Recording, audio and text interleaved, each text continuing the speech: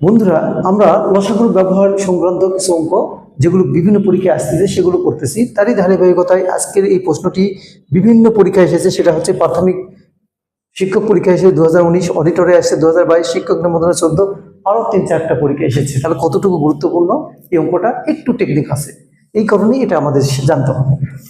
আর এই অঙ্কগুলো কখন বুঝবো আমরা লসাগু করবো?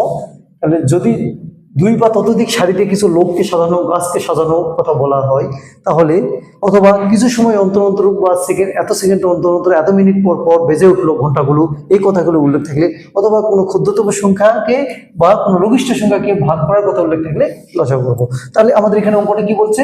3টি ঘন্টা একত্রে বাজার পর, একত্রে কিন্তু বেজে নিয়েছে একবার, তাই না? বাজার পর তারা আবার যথাক্রমে 2 ঘন্টা, 3 ঘন্টা, 4 ঘন্টা পর পর রাস্তায় লাগলো।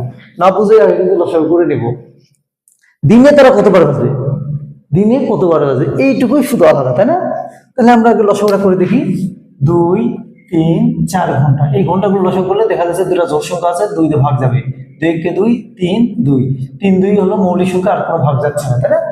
তাহলে অতএব লসাগুটা কত পাচ্ছি আমরা? লসাগু আমরা পাইতেছি হচ্ছে 2 গুণন, একটা না লিখলে হয় 3 গুণন 2, অর্থাৎ 3 দুগুণে 6, 6 দুগুণে 12, অর্থাৎ 12 ঘন্টা পর পর তারা কিন্তু বেজে ওঠে। তাহলে একদিনে কত ঘন্টা? একদিনে 24 ঘন্টা। 24 ঘন্টা কবার বাজবে? 2বার বাজবে।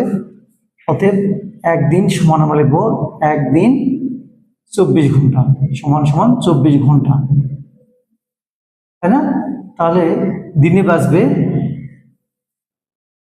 দিনে বাজে কয়টা? 24 ঘন্টাকে ওই যে 12 দিয়ে ভাগ দেবো, 12 ঘন্টা পর পর বাজে যে 12 দুপুরে 24, 2 না 2বার বাজে। কিন্তু 2বার বাজে, দিনে যদি 2বার বাজে, শুরুতে কিন্তু একবার বেজেছিল।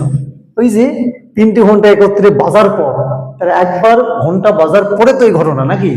তাহলে 24 ঘন্টা বাজে 2বার, আর একবার শুরুতে বেজেছিল। তাহলে শুরুতে আমাদের একবার বেজেছিল, তাই না? শুরুতে একবার আমরা লিখবো এখানে একবার বেজেছিল। অতএব মোট কতবার 24 ঘন্টা কতবার বাজে? অতএব 24 ঘন্টায় বাজে হলো 24 ঘন্টায় বাজে, তাহলে 2বার যোগ এইখানে একবার, তাই না?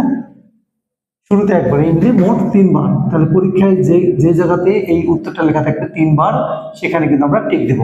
ওকে, অঙ্কটি কেমন লাগলো? যদি ভালো লাগে কমেন্টসে লাইক আর চ্যানেলটিকে সাবস্ক্রাইব করার জন্য সবার কাছে অনুরোধ করছি। ধন্যবাদ সবাইকে।